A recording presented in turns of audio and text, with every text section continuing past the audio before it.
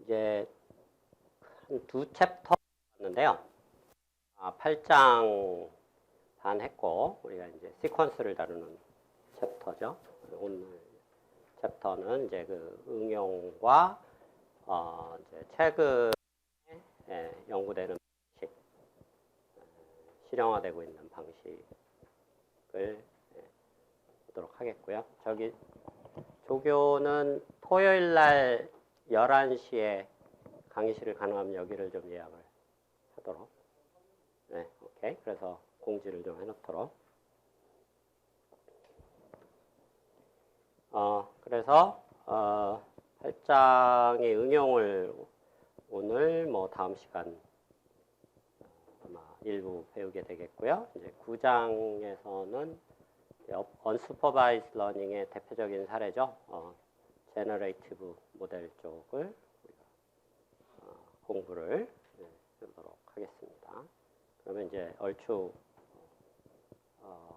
이제 대부분의 중요한 여러분들이 딥러닝에 대해서 이 정도면 거의 전문가 수준이다 하는 수준까지 여러분들이 갈 수가 있습니다. 어디 가서 뭐 논의를 하거나 무슨 용어를 들을 때 못 알아듣는 말은 없는 수준이 된다라는 정도가 이제 이 수업의 달성 목표라고 보면 되겠고요. 이제 8장이 파트 2가 이제 두 파트로 나눠지는데 응용이고 내추럴 랭귀지 프로세싱에 대한 응용입니다. 지난번 뭐 여러 가지로 강조했지만 그 사람 또는 인간이 새로운 지식을 습득하는 방법이 비주얼보다는 오히려 랭귀지에 관련된 것들이 훨씬 더 많다. 왜냐하면 책이나 우리가 요즘은 책을 인터넷이 대체하고 있지만 어쨌든 인터넷도 어차피 텍스트죠. 그래서 그런 측면에서 굉장히 중요한 지식 전달의 수준이라는 수단이라는 얘기를 했었죠. 그래서 이 자연어 처리와 우리가 지난 시간에 배웠던 RNN과 같은 시퀀스 처리하는 기법의 간극이 어디서 제일 먼저 발생하냐면 자연어는 숫자가 아니죠. 그냥 문자입니다. 문자하고 숫자를 구별한다면 굳이. 그런데 RNN의 구조나 알고리즘을 생각을 해보면 모조리 숫자였습니다. 인풋도 숫자고 뭐 벡터 형태지만 아웃풋도 히든 벡터에서 나오는 뭐 등등등의 벡터도 어떤 여러 개의 스칼라가 모인 숫자들이죠. 그래서 우리가 사실 지금까지 배웠던 모든 뉴럴 네트워크 딥러닝들이 다 숫자를 다루는 분야였습니다. 그렇죠? 생각을 해보면 숫자를 인풋으로 받고 숫자를 아웃풋으로 뽑아내는 거였죠. 뭐 대부분 아웃풋이 확률이었지만 어쨌든 확률도 숫자니까. 자, 아웃풋까지는 괜찮은데 이놈의 인풋이 문제라는 얘기죠. 이 텍스트들은 숫자가 아니니까. 그리고 우리가 쓰려고 하는 딥러닝 모델들은 숫자만을 인풋으로 받으니까 그 간극을 메워줘야겠죠. 자, 그 간극을 메워주는 단계가 워드 임베딩이라는 거고, 그게 이제 우리 두 번째로 배울 내용이고, 첫 번째로 배울 내용은 서론이 길어질 수밖에 없는데, 왜냐하면 지금까지 배웠던 방법론하고는 좀 결이 좀 다릅니다. 영상 쪽 처리나 CNN이나 풀리 커넥티드나. 그래서 이제 좀 배경 설명이 좀 길어지는 거고요. 이제 또 다른 이슈는 이제 단어를 어떻게 잘라서 쓸 거냐라는 이제 그런 이슈들이 좀 남아 있다는 얘기죠. 무슨 얘기냐면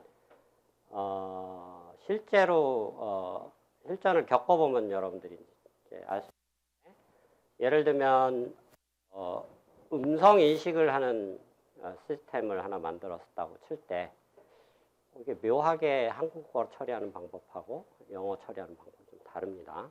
이유는 그 문자 체계가 달라서 그런 면도 있는데 어떤 부분이냐면 이 한글은 이렇게 옆으로만 쓰여지는 게 아니죠. 영어 알파벳은 그냥 옆으로만 A, B, C 뭐 이런 식으로 해서 계속 수평으로만 이어붙이면 되는데 한글은 뭐 자음, 뭐 받침, 모음, 뭐 그래서 이렇게 수직으로 이어붙여지는 그런 구조들이 있습니다. 그래서 이게 묘한 차이가 뭐냐면 예를 들면 음성 인식을 하는데 영어는 예를 들면 인식하는 단어를 뭐 알파벳 단위로 사실 인식을 해도 됩니다. 그러니까 A, B, C 이런 단위로. 그런데 한글을 기역, 니은, 디귿 단위로 인식을 하는 게 어떻게 보면 오히려 성능이 더 안 나올 수 있는. 왜냐하면 그러니까 영어는 그 알파벳 단위로 어떻게 보면 실제 발음되는 음소들이 구성이 되는데 한글은 예를 들면 이게 그 음소들 단위로 발음이 구분된다기보다는 그걸 뭐라 그러죠? 하나의 뭐 예를 들면 학교할 때 학에 해당되는 거를 뭐라고 불러야 되죠? 혹시 언어학 배운 사람도 있어요? 어쨌든 음절이라고 그래야 되나? 네? 누가 뭐라 그랬어요? 예. 그래서 그러니까 학교하면 학이라는 단어를 기억으로 분리해서 들리지도 않고 실제로 그렇죠? 여러분 생각해 보면 실제로 학이라는 그거 자체로 그대로 받아들여야지 그거를 히읗 기억으로 분리할 수가 없는 그런 묘한 차이가 있습니다. 영어는 예를 들면 보이하면 BOY라고 어느 정도 구분이 되는데 한국말로 발음을 했을 때 학하면 이게 히읗 기억으로 쉽게 분리가 안 됩니다. 실제로도. 그래서 뭐 사람은 이미 다 문법을 배웠으니까 그게 되지만은 그런 묘한 차이가 있어서 어떤 단위로 잘라서 인식을 할 거냐가 굉장히 중요한 이슈가 된다. 이게 사실 랭귀지 디펜던스도 있고요. 그러니까 영어는 사실 알파벳 단위로 잘라서 인식을 할 수는 없는데 한국어는 그게 굉장히 불편해지는 음절 단위로 오히려 잘라서 인식하는 게 훨씬 더 유리하는. 생각을 해보면 알파벳이 26개죠. 그리고 한글 음소가 24개입니다. 그래서 한글이 훨씬 유리할 것 같은데 사실 한글이 훨씬 불리합니다. 인식을 할 때는. 왜냐하면 음절 단위로 하려면 훨씬 더 콤비네이션이 많아지니까. 그래서 사실 영어처럼 26개만 인식하면 안 되고 모든 가능한 그런 자음 모음의 콤비네이션, 받침까지 들어간 것만 수천 개 되겠죠. 수천 개를 인식을 해야 되는. 그래서 인식해야 되는 콤비네이션이 늘어나는. 그래서 인식하는 단위를 토큰이라고 합니다. 그래서 인식하는 단위를 어떻게 잘라서 할 거냐. 이게 별로 안 중요할 것 같은데 굉장히 중요한 성능에 영향을 미칩니다. 그래서 이 부분은 사실 딥러닝에 관련된 내용은 아닌데 전통적인 언어 처리 영역에서 이미 뭐 몇십 년 동안 쓰였던 내용들이지만 일단 이런 기본적인 부분들을 알고 넘어가야 한다. 그래야 뭔가 그러니까 꽤 진입 장벽이 높은 그런 분야라고 보면 될 것 같습니다. 그리고 이제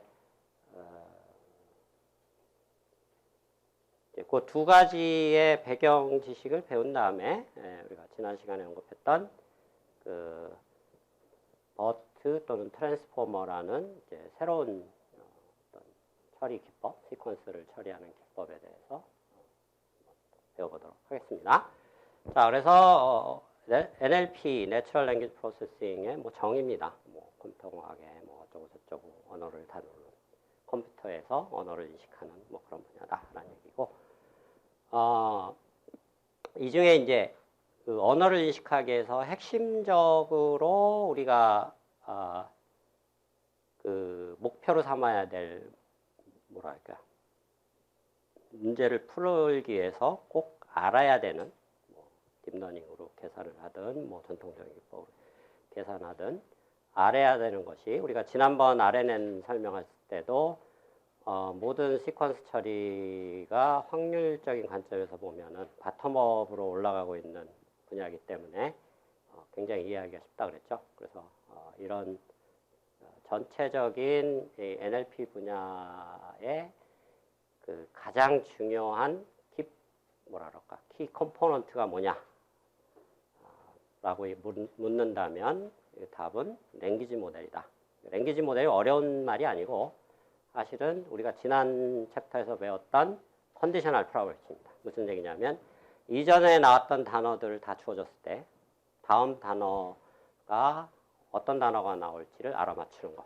자, 알아맞춘다라는 게 디터미스틱하게도 알아맞힐 수가 있지만 함수처럼 이전 게 주어지면 무조건 어떤 특정 단어를 뽑아내는 그런 방법이 있을 수가 있고 그게 전통적인 방법입니다. 그러니까 룰 베이스로 해서 뭐 앞에 뭐 주어랑 무슨 동사가 나왔다. 그 다음에 뭐 목적어가 나와야 된다. 뭐 이런 식의 방법이죠. 당연히 성능이 안 좋을 수밖에 없습니다. 근데 예를 들면 앞에 주어 동사가 나오더라도 나올 수 있는 단어가 굉장히 초이스가 여러 개가 있을 수가 있겠죠. 자, 그거를 모델링하고 완벽하게 그러니까 지나치지도 않고 덜하지도 않은 가장 최선의 모델링 방법이 뭐냐 생각해보면 확률 말고는 없습니다.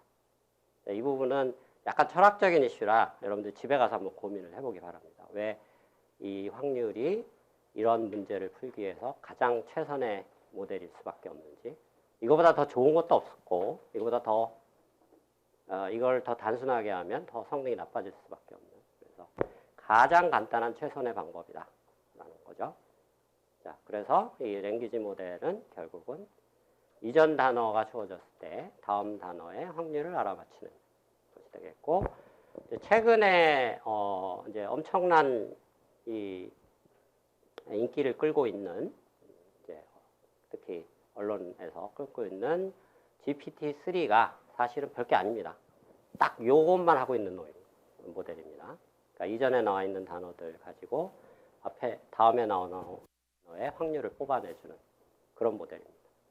근데 GPT-3가 그렇게 엄청난 성능을 보이는 이유는 이게 엄청나게 정확하기 때문에 무슨 얘기냐면 인류가 가지고 있는 거의 모든 문서들을 다 때려놓고 수백억 개의 문서를 다 때려놓고 거기에 있는 모든 문장들을 다 학습을 시켰기 때문에 그러니까 모든 가능한 문장을 얘는 다 봤다는 얘기입니다. 그러니까 독서자로 치면은 여기 서울대 중도에 있는 모든 책들을 다 읽어본 사람이나 마찬가지라는 얘기죠. GPT-3가.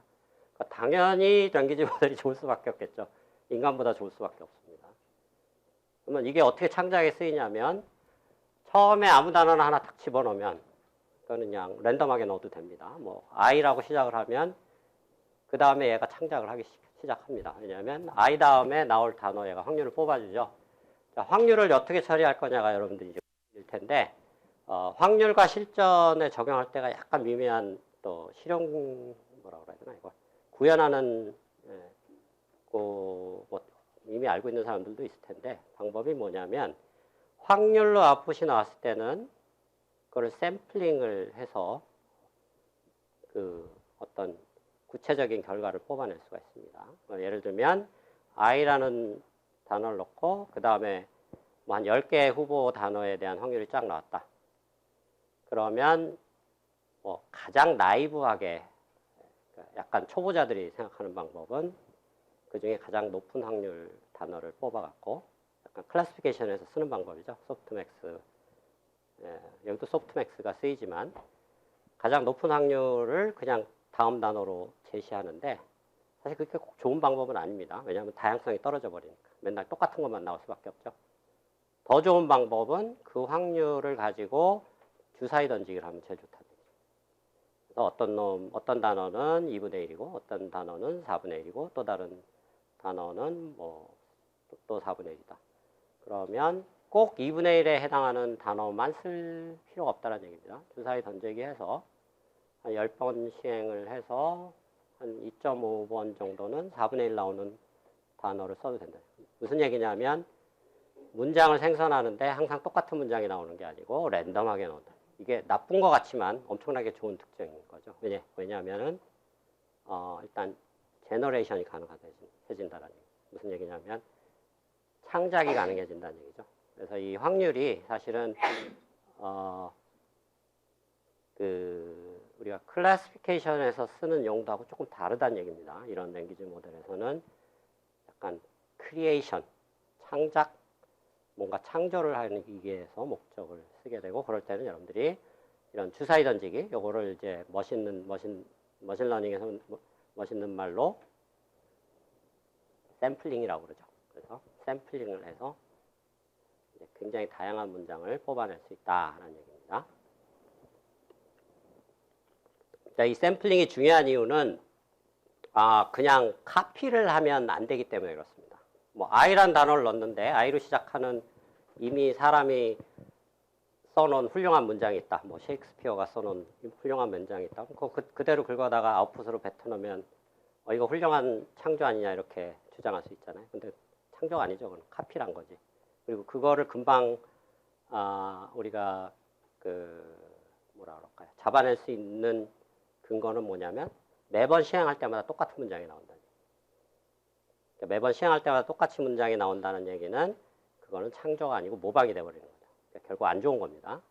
근데 이렇게 샘플링을 하면 매번 시행할 때마다 다른 문장이 튀어나오니까 단어가 하나만 있는 게 아니고 그 두 번째 단어를 뭘 선택했냐에 따라서 또 세 번째 단어가 완전히 달라지고 그 다음에 두세 번째 단어가 뭘 선택했냐에 따라서 네 번째 단어가 완전히 달라지고 그러니까 이게 시행할 때마다 엄청나게 다른 다양성을 갖는 문장들이 튀어나올 수 있다. 자, 그래서 이 랭귀지 모델을 학습시키는 게 결국은 약간 모든 NLP 분야의 뭐라 그럴까요? 약간 성배 같은 거라고 볼 수 있습니다. 이걸 하면 그냥 NLP가 끝났다라고 보면 된다라는 얘기죠. 자, 그래서 근데 이 랭귀지 모델이 생소한 거냐? 그게 아니라는 얘기죠. 이미 우리가 지난 시간에 배웠던 RNN 모델이 정확하게 이 짓을 하고 있다라는 얘기죠. 왜냐하면 이전 시퀀스에 나왔던 것들을 가지고 다음 시퀀스를 예측하는 게 RNN의 핵심 기능이었으니까. 그래서 RNN에서 우리가 썼던 방법으로 자, 첫 번째 단어를 what을 우리가 하나 그냥 임의로 집어버리면 이 모델에서 그 다음 단어를 예측합니다. is라는 단어가 나오고 그 is를 다음 인풋으로 집어넣는 자, 이게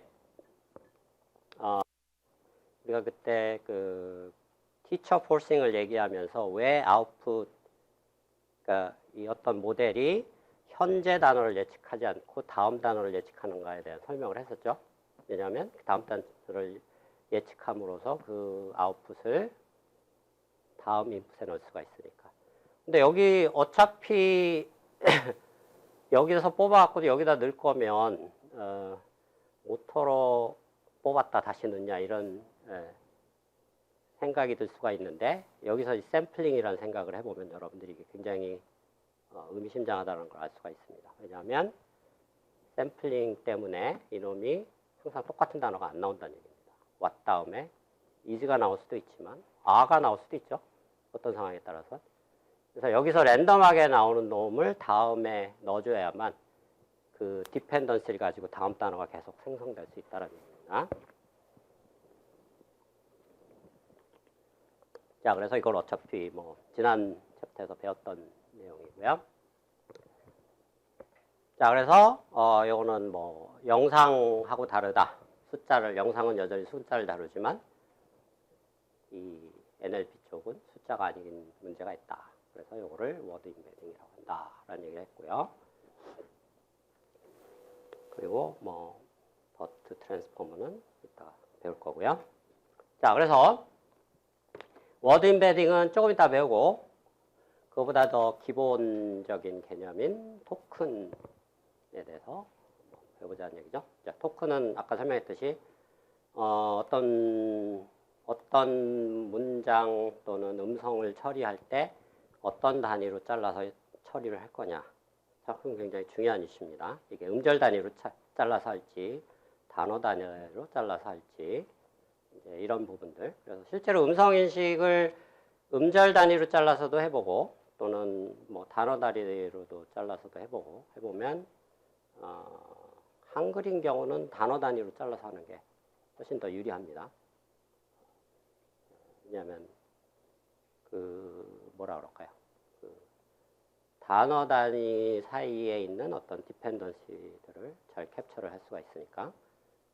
근데 영어인 경우는 굳이 단어 단위로 안 해도 되는 약간 좀 이따 나오겠지만 단어가 아닌 서브 워드 단위라고 해서 단어가 이렇게 합성어 형태로 되어 있는 경우들이 있죠. 예를 들면 뭐가 있을까요? 이게 좋은 예시는 아닌데 뭐가 있나? 예를 들면 모든 영어 단어들은 대체로 그리스 로마의 그 어원을 가지고 있어서 그 어원들의 뭐라 그럴까요? 그 조합으로 이루어져 있는 경우들이 굉장히 많이 있습니다. 그래서 예를 들면 가설할 때 하이퍼시스다 그러면 하이퍼하고 thesis. 그러니까 thesis는 설이고 하이퍼는 뭔가 가정한다. 이런 뜻이죠. 그렇게 이렇게 두 개로 나눠서 처리하는 게 훨씬 유리할 수도 있다. 그런 걸 이제 서브워드라고 하죠. 자, 그래서 예를 들면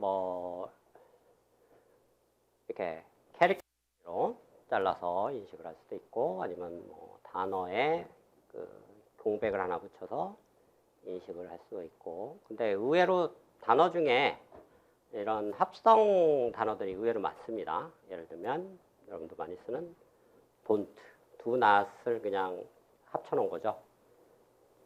그거를 do하고 nt로 n''t 이렇게 나눠 쓸 수도 있고, day를 day하고 ll로 다 쓸 수도 있고, 그 다음에 일반적인 언어는 아니지만 화폐 단위를 얘기할 때 달러 3.88 그러면 달러하고 3.88 분리하는 게 유리하다라는 얘기죠. 그래서 이런 토큰들을 이제 가능한 모든 토큰들의 집합을 NLP에서 뭐라고 부르냐면 여러분들이 잘 알고 있는 버캐뷸러리. 그러니까 여러분들이 알고 있는 사전이라는 단어 개념을 조금 더 확장시킨 개념이죠.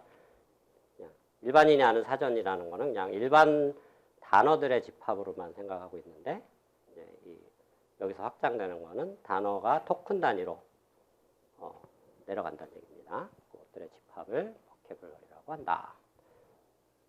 그래서 이 버캐뷸러리 사이즈가 또 이 학습의 복잡도를 결정해주는 또 중요한 원인 중에 하나가 됩니다. 그래서 예를 들면 영어를 버캐뷸러리 단어로 처리한다 그러면 한 5만 개 단어가 있다고 합니다. 근데 이게 5만 개면 나중에 이제 확률로 뽑아낼 때 아까 랭귀지 모델의 확률이 소프트맥스로 나오는데 소프트맥스 이 값의 디멘전이 5만 디멘전이 된다는 거죠. 굉장히 큰 디멘전이 돼서 이렇게 아웃풋이 크게 되면은 정확도도 떨어지고 학습도 어려워지는. 그래서 이게 뭐라 그럴까요? 단어 다리로 처리하면 그 컨텍스트라고 할까요? 문맥을 캡처하는 데는 유리할지 모르나 딥러닝 입장에서는 이 연산량이나 학습 속도가 떨어질 가능성이 있는, 그래서 트레이드오프가 존재한다라는 얘기입니다. 그래서 이 버캐뷸러리 사이즈를 얼마큼 늘리느냐 줄이느냐도 이건 사실은 어떤 정해진 룰은 없고 어떤 랭귀지냐에 따라 달라지고 어떤 응용이냐에 따라 달라집니다.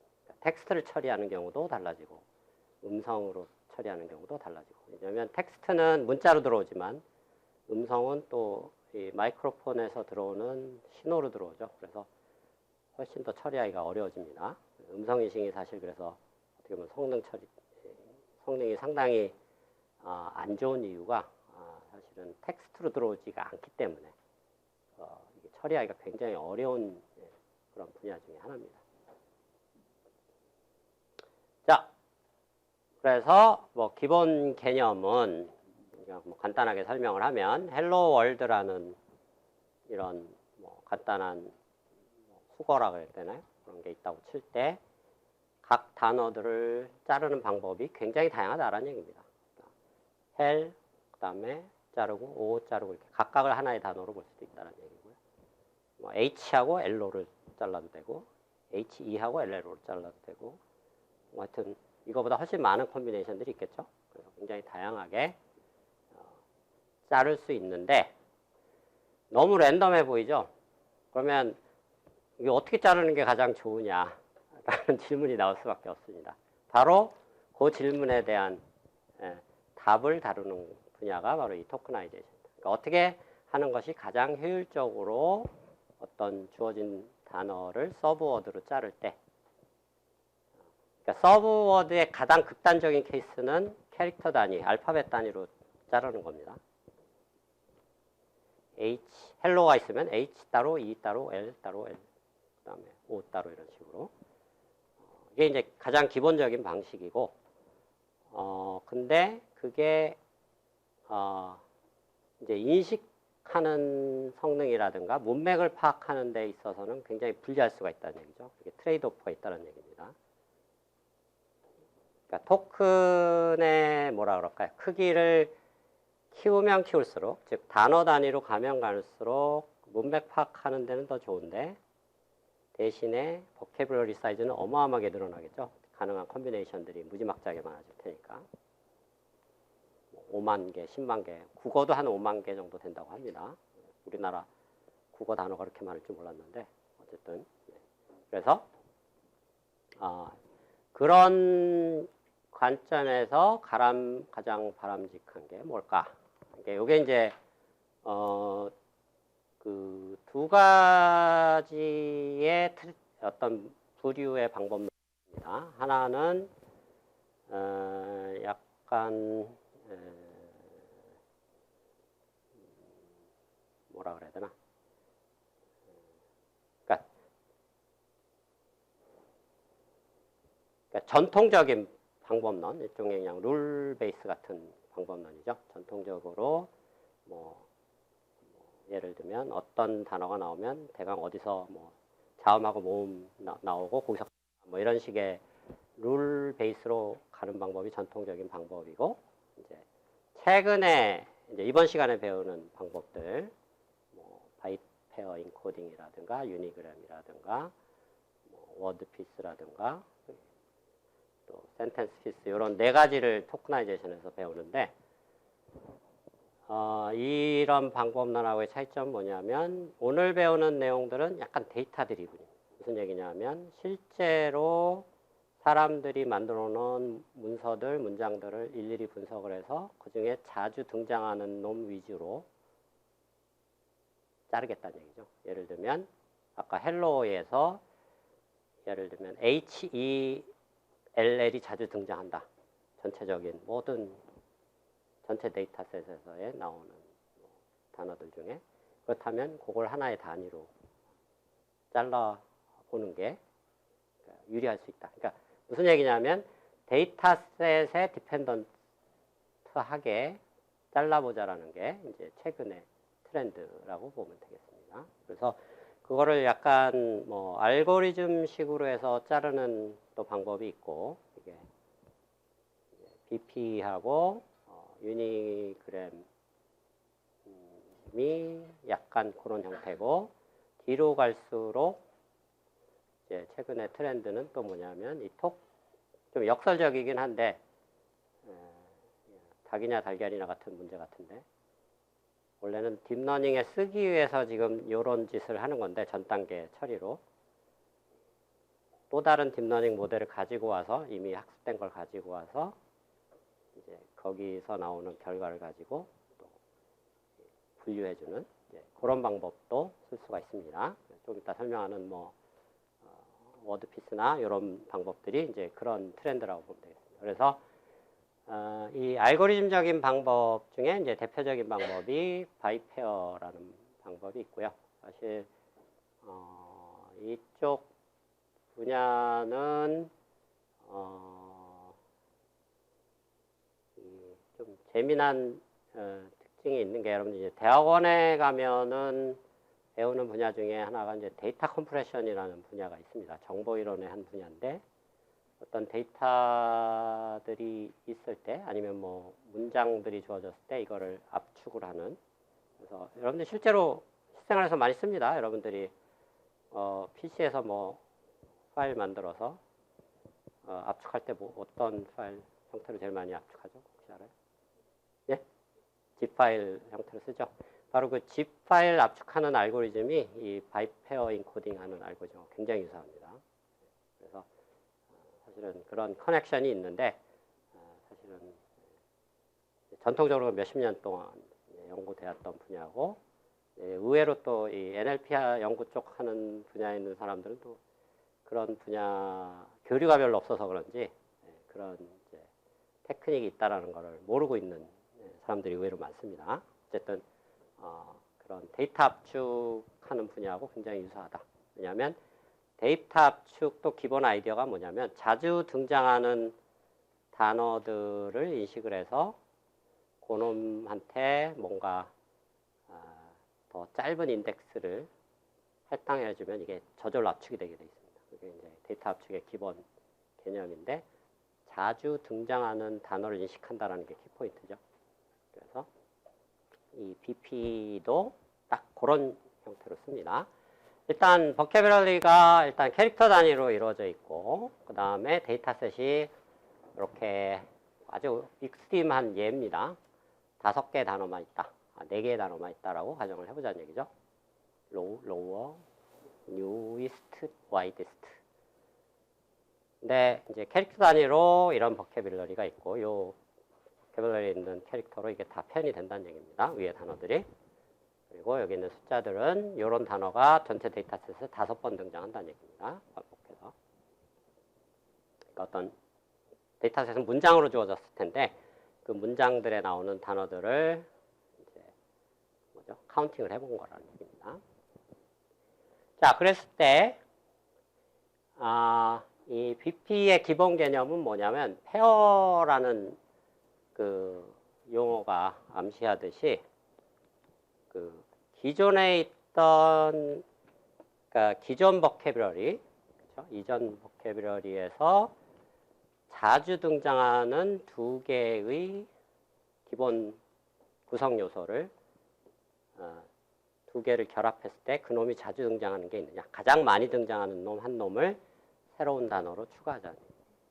그래서 보면 위에 여기 E하고 S가 이제 각자 독립적으로 단어로 돼 있었는데 캐릭터 단위가 단어니까 여기서 단어가 우리가 아는 단어가 아닙니다. 여기서는 그래서 워드라고 하는 것은 버캐브러리의 각각의 엘레멘트를 워드로 디파인하는 겁니다. 그래서 여기는 워드가 캐릭터로 디파인이 되어 있다는 얘기죠. 근데 E하고 S라는 캐릭터, E하고 S라는 캐릭터가 여기서 6번, 여기서 3번, 총 9번이 등장하죠. 가장 많이 등장하는 2개 연속된 페어라는 얘기죠. 그러면 이제 직관적으로도 당연한 얘기지만 자주 등장하는 놈을 단어로 써놓으면 그 처리하기가 간단해지는 거죠. 그래서 이걸 하나 추가를 하자라는 얘기고. 자, ES가 추가된 다음에 또 한번 ES가 이제 단어의 하나의 구성 요소가 된 겁니다. 엘레멘트가 된 거예요. 그러니까 버캐브러리에. 근데 또 ES 다음에 T라는 놈이 붙어 있는 게 또 9번 등장하죠.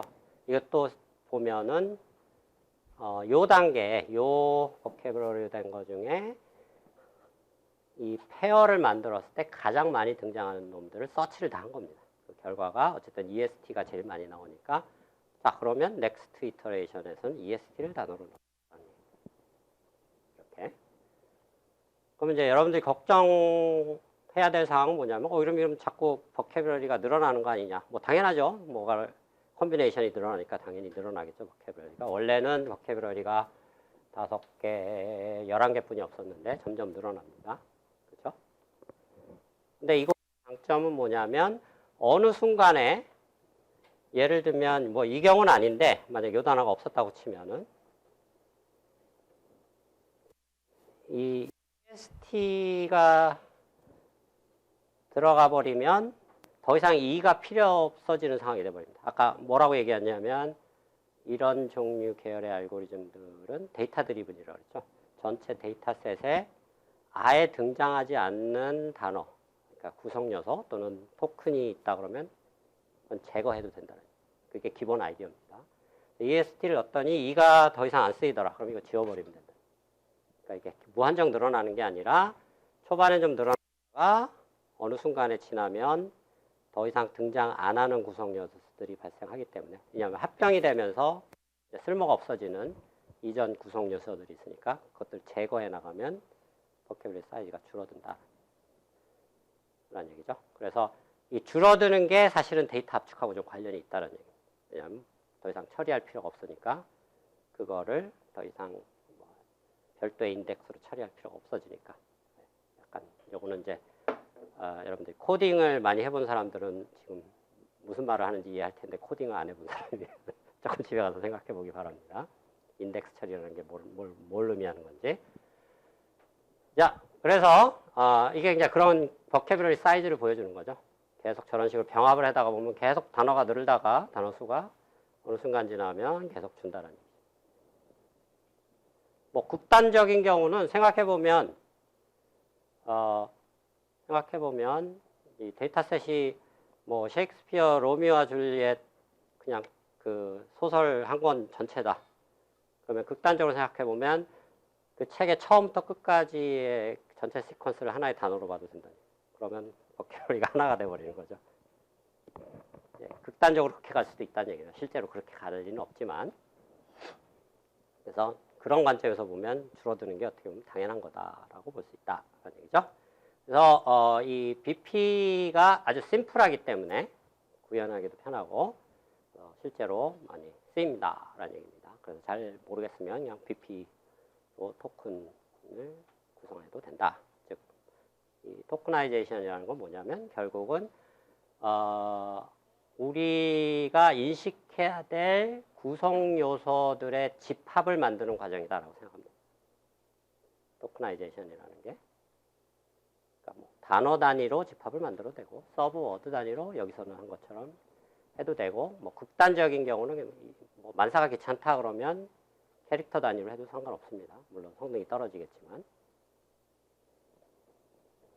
이제 그거를 어느 정도 효율적으로 하는 방법이 BP다라는 얘기고요. 자, 그것과 이제 유사한 것이 조금 BP 다음에 나온 뭐 개념인데 꼭 뭐 더 좋다고 하기는 좀 그렇습니다. 근데 어쨌든 그것과 거의 유사한 방법론이 이제 유니그램이라는 또 방법론이 되겠습니다. 요거는 랭귀지 모델에서 그러니까 단어라는 그러니까 우리가 아는 일반적인 단어 뭐 뷰티풀이라는 단어가 있다고 치면은 뷰티풀이 뭐 예를 들면 구성 요소가 뷰, BAU, 그 다음에 TI, FUL 세 가지로 이루어졌다 치면은 그 세 가지 구성 요소로 이게 이제 뷰티풀이고 X1, 2, 3가 뷰티풀이라는 얘기입니다. 근데 그 뷰티풀 단어의 확률이 각각이 독립이라는 걸 가정하잖아요. 사실은 독립이 아닌데 어떻게 보면 이거는 좀 근사를 하는 겁니다. 독립으로 가정을 해버리자는 얘기죠. 뷰티풀하고 각각을 곱해버리는. 그래서 어떻게 보면 디펜던시를 무시하고 그냥 전체 데이터셋에서 발생하는 빈도만 보겠다는 얘기입니다. 그렇죠? 이제 그런 전제 가정이 있는 상황에서 이 데이터셋 내에서 주어진 데이터셋 내에서 이제 처음에는 이것도 마찬가지로 아까 바이페어랑 비슷하게 시작하는 위치는 똑같습니다. 다 캐릭터 단위로 처음에 시작을 하는데 BP도 캐릭터 단위에서 하나씩 자주 발생하는 최고 빈도에 해당하는 인접하게 발생하는 페어를 인식을 해서 그걸 버케블러리에 꽂아놓는 방법이죠. BP가. 기본 아이디어는 그런데 이것도 비슷한 방법입니다. 그러니까 그 자주 발생하는 놈을 인식하는 게 아니고 여기서는 조금 더 약간 조금 더 이론적으로 접근하자는 얘기죠. 그러니까 BP는 빈도만 봤는데 여기서는 빈도가 과연 최선이냐 이런 질문을 던질 수가 있습니다. 랭귀지 모델 입장에서 확률 이론적인 입장에서 생각을 해보면 그 최선은 아닙니다. 그래서 어떻게 할 수 있냐면 모든 구성 요소들이 이런 인디펜던스 있다고 가정을 하고 이 가정 하에 랭귀지 모델 확률 이론을 만들어 보면 지금은 이제 구성 요소들을 따로따로 처리하고 있는데 인접한 놈들, 그러니까 인접한 놈만 고려합니다. X1, X2 또는 X2, X3, X3, X4 중에 인접한 확률이 가장 높아지는 확률을 찾아서 그거를 보캐블러리에 넣자 라는 어프로치입니다.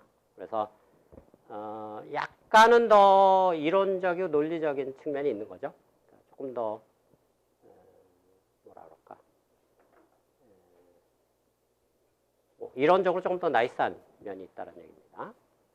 그래서 우리가 2, 3장에서도 얘기했지만 확률을 likelihood라고 부른다 그랬고, 그러니까 이 페어의 확률, 그러니까 x1, x2가 만약에 인접해서 나타날 확률이 있다 그러면 그 px1, p, x2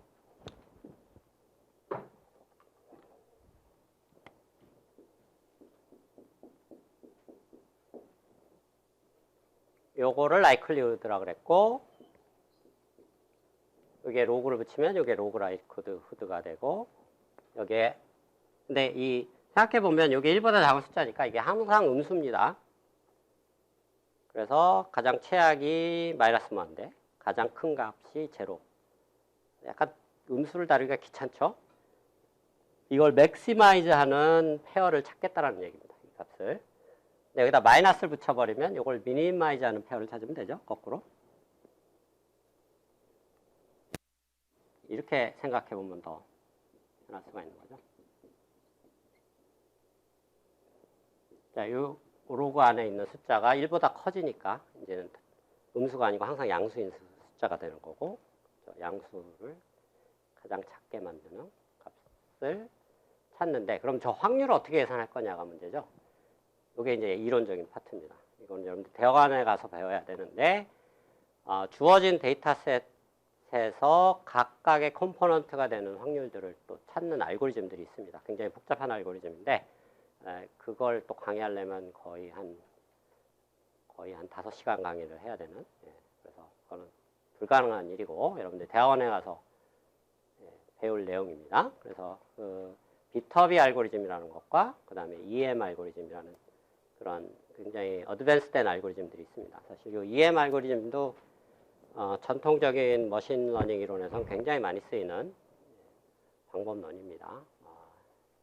여러분들 대학원에 가면 이제 가우시안 믹스처 모델이라는 그런 또 유명한 방법론이 있는데, 그 머신러닝에서 굉장히 유명한 방법입니다. 거기서 믹스처 레이쇼를 찾아내는 가장 좋은 알고리즘을 EM 알고리즘. 어쨌든 그런 알고리즘을 쓰면은 바로 요 확률들, 요 값을 계산을 해낼 수가 있습니다. 주어진 데이터셋에서. 그래서 그게 다 계산이 돼 있다고 가정을 하고, 이제 한번 이런 예시를 찾아보자는 얘기죠. 자, whereby-라는 단어가 있을 때 여기서 제시하는 유니그램적인 방법으로 vocabulary 사이즈를 늘려나가는 방법을 한번 생각해 보자는 얘기입니다. 그러니까 사실은 정확하게 얘기하면 vocabulary 사이즈를 얘기한다기보다 whereby-라는 단어를 처리할 때 가장 나이브한 방법은 그냥 캐릭터 단위로 다 잘라서 지금 7개 캐릭터가 있는 거죠. 그냥 각각 잘라서 이걸 그냥 7개 캐릭터로 표현하는 그런 방법이 가장 나이브한 방법입니다. 근데 또 다른 익스트림은 그냥 whereby-라는 단어 자체를 그냥 통째로 하나의 구성 요소로 볼 수도 있고요. 그렇죠? 그러면 이제 유니그램이 하려고 하는 짓은 뭐냐면 그 딱 중간입니다. 이 whereby-를 2개든 3개 파트의 다 서브워드라고 하죠. 부분 단어로 나누는 방법론이 바로 유니그램이라는 방법이다. 그러면 여러분들한테 이제 여러분들이 한번 생각해 봐야 될 점은, 그러면 뭐 캐릭터로 처리하든 단어로 처리하든 그렇게 하면 되지 복잡하게 왜 서브워드로 처리하려고 할까라는 의문이 들 수가 있죠. 왜 그럴까요? 여기 남학생 추측해 보세요. 이건 좀 어려운 질문이긴 한데, 서브워드로 처리하면 뭐가 장점이 있을까요? 단어를 예?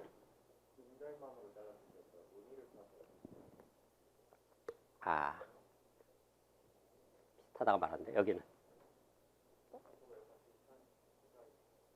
뒤에 나와. 조금 너무 앞서가는 질문이긴 합니다. 어려운 질문인데. 뒤에 학생. 네?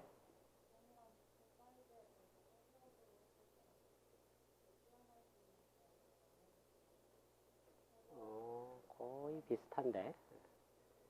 이게 사실 이 질문에 대한 답은 사실은 이 NLP 쪽을 해본 사람이면 뼈저리게 겪는 필요성에 의해서 나오는 문제입니다.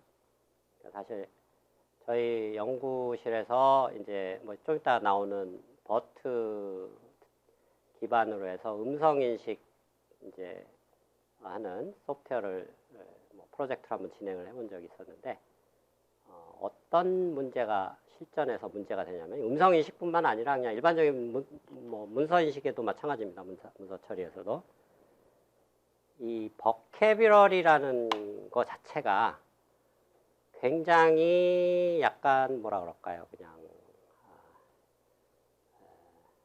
두 가지 이슈인데, 우리 마음대로 디파인하는 면이 있고, 그러니까 한 번 디파인을 해놓으면 바꾸기가 어렵다는 문제가 있다는 얘기죠. 그리고 두 번째 더 심각한 문제는 사람의 언어라는 게 이게 뭐랄까 긴 타임 스케일로 보면은 고정되어 있는 게 아니고 계속 시시각각 변하는 좀 약간 생물 같은 구조라는 얘기입니다. 무슨 얘기냐면 단어들이 유행어 같이 새로운 단어들이 신조어들이 막 쏟아집니다. 영어도 그렇고 한국말도 그렇고, 최근에 제 딸이 무슨 카톡으로 쓰는 무슨 단어들 보면 도대체 내가 무슨 말을 하는지 알아듣지 못하는 이상한 단어들이 많이 막 등장을 하는. 근데 이게 실전에서 정말 문제가 됩니다. 왜냐하면 어느 티네이저들이 뭐 카톡으로 막 대화를 하는데 일반인들이 쓰지 않는 그런 단어들, 우리가 그러니까 정상적인 저같이 좀 나이 지긋한 사람이 알만한 단어들 위주로만 버캐브러리를 구성을 해서 만약에 음성인식 시스템을 만들면 그런 이상한 단어가 나오면 못 알아듣는 거예요. 그래서 이런 것을 이제 이게 모든 NLP의 사실 근본적인 문제 중에 하나인데, 이게 OOV라는 유명한 문제로 불립니다. Out of vocabulary. 그러니까 기존에 우리가 디파인했던 vocabulary 없는. 왜냐하면 이게 유행어라든가 신조어 이런 뭐라 그럴까요? 계속 그 언어라는 게 고정되어 있는 게 아니고 변하기 때문에 이런 문제가 있다는 얘기죠. 근데 이제 신조어나 유행어들이 그냥 뜬금없이 하늘에서 뚝 떨어지는 게 아니고 대부분 기존에 있던 어떤 단어들을 조합하거나 잘라서 쓰거나, 그렇죠? 뭐 그런 단어들이 많다는 얘기죠.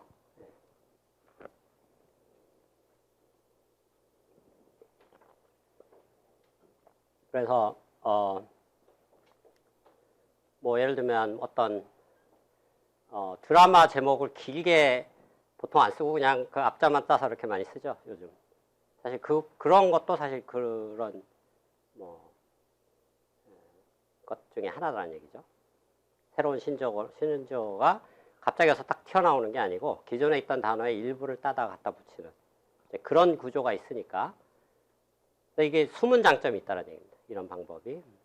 그러니까 사실 OOV 문제를 다이렉트하게 해결하는 문제는 아닌데, 방법은 아닌데, 단어를 이렇게 소구성 단위로 잘라 놓으면은 나중에 신조어가 나오더라도 기존에 있던 단어에 소구성 단위로 이어붙여서 인식을 할 수가 있다는 그런 장점이 있기 때문에 사실은 이 키워드로 자르는 게 굉장히 중요한 이슈가 된다. 그래서 이제 이 유니그램에서 우리가 뭘 포커스 할 거냐면 이 예시에서는 이런 단어가 주어졌을 때 이 단어를 자르는 가장 최선의 방법이 뭘까? 이론적으로. 그래서 이론이라 하면 랭귀지 모델 또는 확률 이론을 얘기합니다. 그러니까 주어진 데이터가 주어지면 거기서 확률이 만들어지고 아까 얘기했던 그 랭귀지 모델 확률이죠. 거기서 가장 높은 확률을 나타내는 파셔닝하는 포인트가 어디냐? 그러니까 요 WH에서 자를 거냐, 뭐 ER에서 자를 거냐, 아니면 뭐 B에서 자를 거냐. 이걸 두 단어로 자른다면 그걸 알고 싶다는 얘기죠. 어디서 자르는 게 제일 좋을 거냐. 그 자르는 방법을 이제 알고리즘으로 보여준 거라는 얘기죠. 그래서 일단 처음에는 캐릭터 단위로 일단 자르고요. 이건 이제 BP 시작할 때랑 똑같습니다. 근데 약간 이제 새로운 거를 집어넣는 구조가 좀 다른데 이 단어, 주어진 단어만 가지고 얘는 새로운 그 구성 요소를 만들어낸다는 얘기죠. 그러니까 뭐 이런 단어가 또 수십 개 있으면 거기에 대해서 또 각자가 해갖고 새로 만들 수 있다는 얘기입니다. 그래서 이제 처음 두 개를 가지고 시작한다는 얘기입니다. 원래는 W하고 H 두 개의 구성 요소로 분리가 돼 있죠. 기존 단어의 버캐브러리에서는. 이거를 합쳤을 때 저 좋으냐 마냐 이것만 판단하면 된다는 얘기죠. 근데 더 좋은지 나쁜지를 어떻게 판단할 거냐? 바로 이렇게 판단한다는 얘기입니다.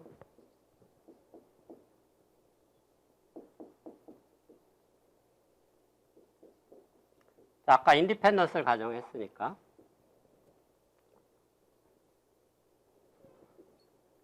이렇게 했을 때 이놈이 더 크면 이걸 단어로 집어넣는 거고 새 버캐브러리에 뭐 합친 게 별로 도움이 안 된다. 그러면 안 집어넣습니다. 그래서 이 확률을 로그를 취하고 마이너스 취한 게 로그 라이크리우드라고 그랬죠. 정확하게 하면 네가티브 로그 라이크리우드인데 네가티브 로그 라이크리우드의 약자입니다. 그래서 이게 뭐 이상한 용어가 들어가 있지만 별게 아니고 그냥 확률이라고 생각하면 됩니다. 구성 요소에 그러니까 합친 확률 x1, x2 그러니까 약간 조인트 확률 같은 거죠. 그리고 각각의 확률 px1, px2 곱한 거. 근데 로그를 취하면 곱한 게 합으로는 바뀌죠. 그러니까 각각의 확률을 더한 거로 보면 되겠죠.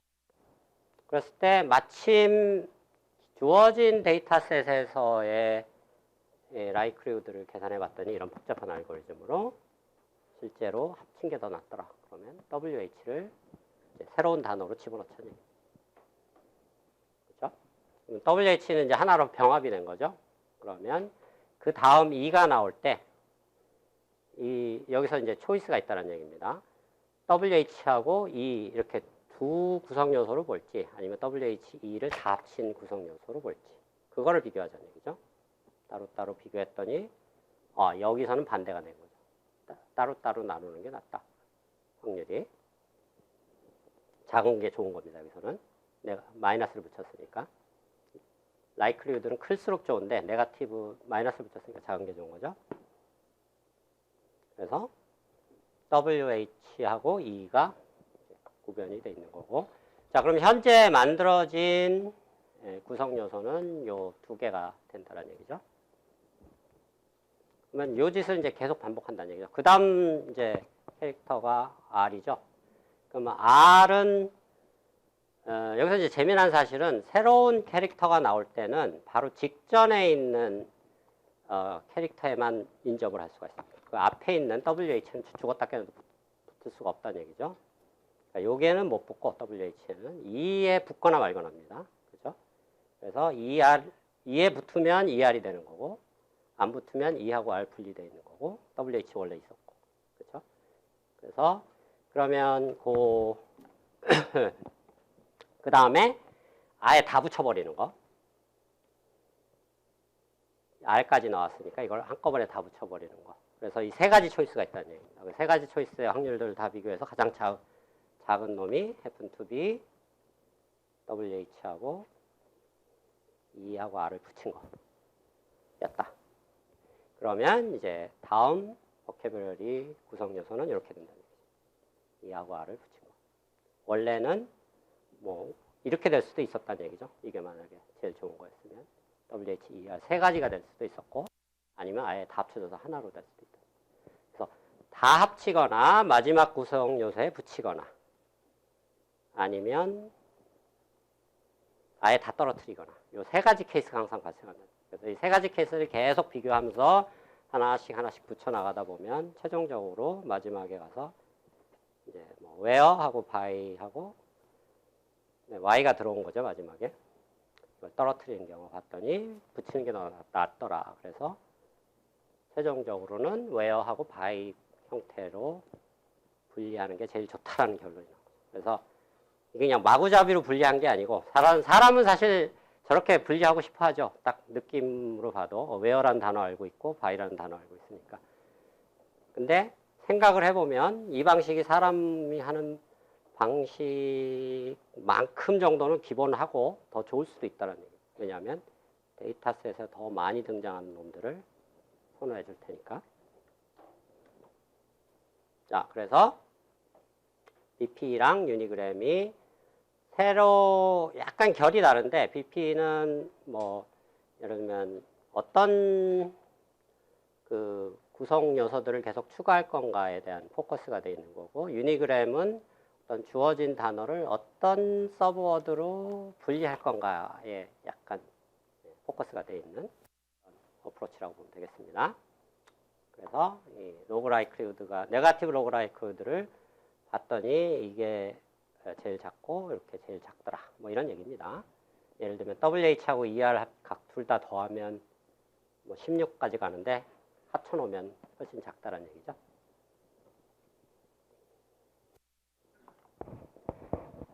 자, 요게 이제 어떻게 보면 약간 전통적인 압축 이론에 관련된 방법론들이고요.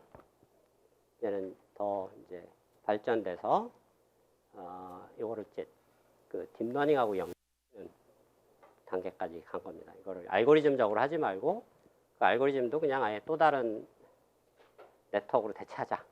네, 그런 어프로치인 거죠. 그래서 아까 나왔던 그 라이클리후드를 계산했었죠. 확률을. 그거를 일일이 데이터셋에서 일일이 카운트하면서 EM 알고리즘 같은 어마어마하게 복잡한 알고리즘 돌려서 했어야 되는데 뭐 그렇게 하느냐. 그거 다 합쳐서 또 다른 이전 데이터셋으로 미리 학습을 시켜갖고 그걸 프리트레인드 모델이라고 하는데 그걸 가지고 아까 계산하는 요 네거티브 로그 라이클리후드 요 놈이죠. 요 놈을 딥러닝 모델로 대체하자라는 방법론이 워드피스라는 얘기입니다. 그래서 뭐 이건 전혀 새로운 게 아니고 BP 알고리즘인데 아까 그 BP가 카운트를 하는데 그 카운트 대신에 그게 사실 라이클리후드랑 비슷한 개념이니까 딥러닝으로 대체하자라는 얘기고 요게 이제 다음 시간에 배울 버트 트랜스포머에서 쓰였던 토큰 만드는 제너레이션한 방법이고 이게 이제 불행하게도 구글에서 나온 구글이 치사하게 다른 건 다 공개하면서 요거는 또 공개를 안 합니다.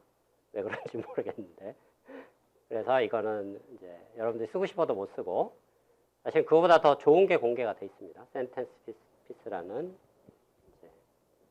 그 패키지가 공개가 돼서 이게 좋은 이유는 굉장히 제너럴해서 방금 설명한 BP라든가 유니그램들이 다 라이브러리로 들어가 있다는 얘기죠.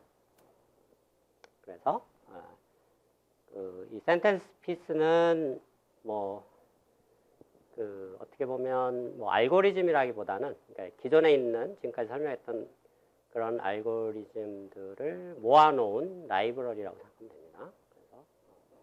그래서 여러분들이 워드피스를 구하기 어려울 때는 센텐스 피스로 대체하면 된다.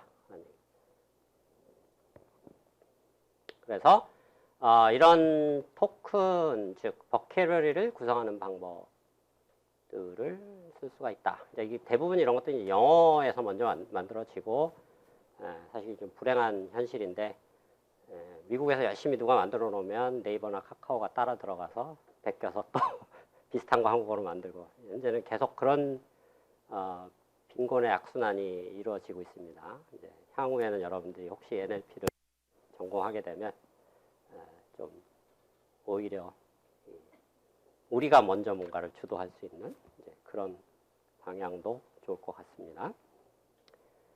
자, 두 번째 토픽으로 아까 이제 문자를 숫자로 전환하는 방법론, 이거를 이제 워드 임베딩이라고 한다고 그랬죠. 임베딩이라는 게 사실 머신러닝에서 굉장히 다양한 의미로 쓰이는데 이런 문자를 숫자로 전환하는 부분도 있지만 디멘전을 리덕션하는 이제 그런 관점에서 나중에 배우는 여러분들 이제 제너레이티브 모델에서 기본적으로 어떤 쓰이는 그런 노이즈에 해당하는 그런 디멘전들을 또 임베딩이라고도 부릅니다. 그래서 다양한 의미로 쓰이니까 그런 관점에서 보면 좋을 것 같고, 자, 이거는 이제 직관적인 요구 사항입니다. 현실은 꼭 이렇진 않습니다. 근데 워드 임베딩을 할 때 우리가 워드 임베딩이 좀 가지면 좋을 만한 직관적인 성질들이 뭐가 있을까를 정리해 놓은 겁니다. 꼭 이거를 지키라는 얘기는 아닙니다. 그래서 예를 들면 단어들을 숫자로 전환을 할 때 숫자가 된다는 얘기는 벡터로 전환한다는 얘기입니다. 어떤 이미 엔드맨 전환한 스페이스에 그랬을 때 벡터가 됐다는 얘기는 두 단어, 두 벡터 사이에 유클리디안 디스턴스를 계산할 수 있다는 얘기죠. 그 디스턴스를 우리 단어의 구조에 맞춰서 이런 성질을 가지면 좋겠다는 얘기죠. 무슨 얘기냐면 빅과 스몰은 반대 단어죠. 빅과 라지는 유사 단어죠.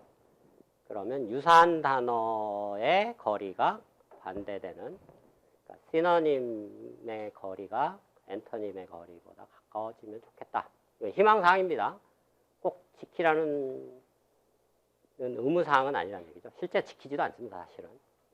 나중에 이제 배우는 엘모니, 패스트 텍스트니 이런 것들이 꼭 이걸 꼭 지키고 있지는 않습니다. 그렇지만 희망사항이 이렇다는 얘기죠. 그 다음에 워드 투 백 이런 것들이 꼭 그렇진 않습니다. 그 다음 관련 있는 단어들, 배와 물 관련이 있죠. 배와 땅 관련이 별로 없죠. 그러면 거리가 가까워지면 좋겠다. 그 다음에 어떤 둘 사이의 어넬러지라고 하죠. 그 상관성이 그대로 전사되면 좋겠다. 맨, 우먼의 관계는 킹과 퀸의 관계하고 같으니까 둘 사이의 거리는 같다. 이런 거.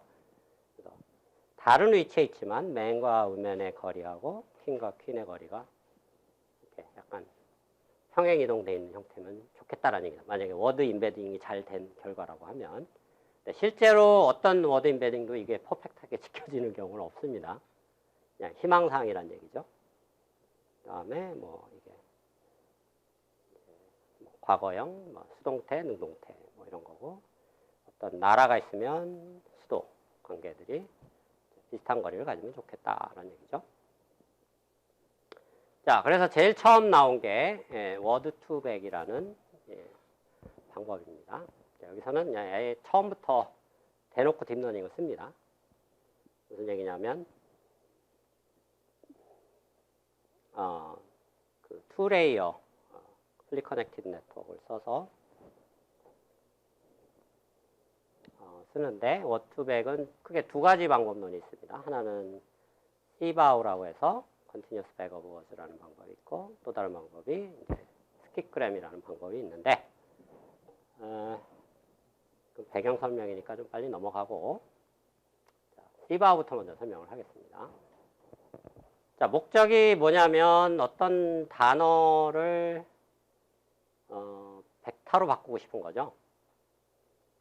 자, 그러면은 벡터로 바꾸기 전에 그러면 단어는 또 어떤 식으로 인풋을 집어넣어야 될 건가를 생각을 해보면, 제일 무식한 방법, 단순 무식한 방법이 뭔가를 생각을 해보면, 단어를 벡터로 표시하는, 그게 원합 벡터라는 얘기예요. 예를 들어 사전에 내가 아까 토큰나이제이션 방법을 써서 사전을 만들었다. 5만 개 단어가 있다고 칩시다. 그러면 예를 들면 내가 지금 워드 임베딩 하고 싶은, 숫자로 바꾸고 싶은 단어를 원합 벡터로 표현하려면 뭐 내가 뷰티풀이라는 단어가 나왔는데 뷰티풀 단어가 사전에서 위치가 5만 개를 순서로 쫙 오더링을 했을 때 뭐 예를 들면 2만 1000번째 있다. 그러면 2만 1000번째 엘리멘트가 1이고 나머지는 다 제로인. 우리 원합 벡터 여러 번 배웠었죠? 저기 3장에서. 그래서 가장 나이브한 그 원합 벡터 레프레젠테이션 이 어떻게 보면 사실 그것도 뭐 어떻게 보면 최악의 방법이지만 워드 인베딩이라고 볼 수도 있습니다. 그렇죠? 근데 너무 성의 없죠. 그냥 단어의 개수에 그냥 디멘전으로 원합만 쓰니까. 근데 이 원합 벡터만 그러면 쓰면 되지 뭐 굳이 또 뭘 하려 그러냐 이런 질문이 나올 수가 있는데 몇 가지 단점이 있습니다. 일단 너무 디멘전이 높아지죠. 5만 디멘전이면 우리가 이제 그런 3장, 4장에서 딥러닝 디피컬티 얘기하면서 이 디멘전이 커지면 데이터도 많아져야 되고 학습이 어려워진다고 했죠. 그래서 원합 벡터 이거 쓰는 게 라지 디멘전 원합 벡터 쓰는 게 결코 바람직하지가 않다는 얘기죠. 그래서 스몰 디멘전의 넌 원합 벡터를 쓰자는 얘기입니다. 모든 엘리멘트들이 난제로인. 그래서 어떻게 보면 워드 인베딩을 또 어떻게 재해석을 할 수가 있냐면 디멘전 리덕션으로 볼 수가 있다는 얘기죠. 즉 5만 디멘전의 이 단순 무식한 원합 벡터를 예를 들면 10분의 1로 줄여서 100분의 1로 줄여서 500디멘전의 어떤 꽉 찬 벡터로 만들어 버리자라는 얘기입니다. 실수로 이루어진. 그게 기본 개념입니다. 자, 그러면 랭귀지 모델을 간접적으로 반영을 하면서 이놈을 학습시킬 수 있는 방법이 뭘까? 이건 상당히 기발한 방법입니다. 사실은 이 미컬로프라는 사람이 만든 방법인데, 자, 어떤 문장이 주어졌을 때 I don't know who you are 라는 문장이 주어졌을 때 여기서 뭐 예를 들면 know라는 단어를 원합 벡터로 일단 표시할 수 있다고 보고 이게 137번째 단어다 그러면 137번째 엘리멘트가 1이고 나머지는 다 제로인.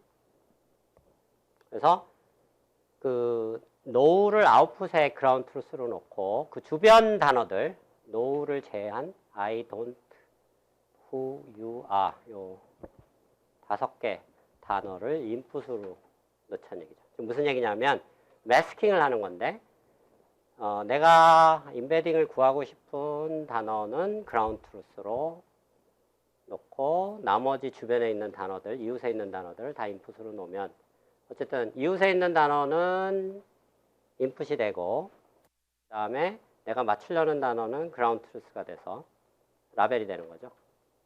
근데 이런 데이터셋이 수십만 개가 있다니 그런 식으로 해서 학습을 하면은 이제 어떤 걸 할 수가 있냐면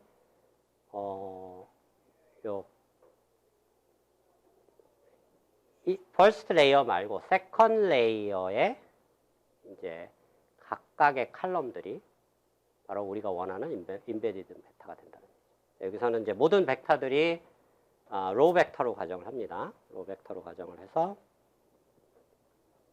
보면은 마지막에 이 라지 V가 버캐뷸러리 사이즈고 스몰 n이 우리가 원하는 그 우리가 디멘전 리덕션 하는 그 디멘전을 얘기해요.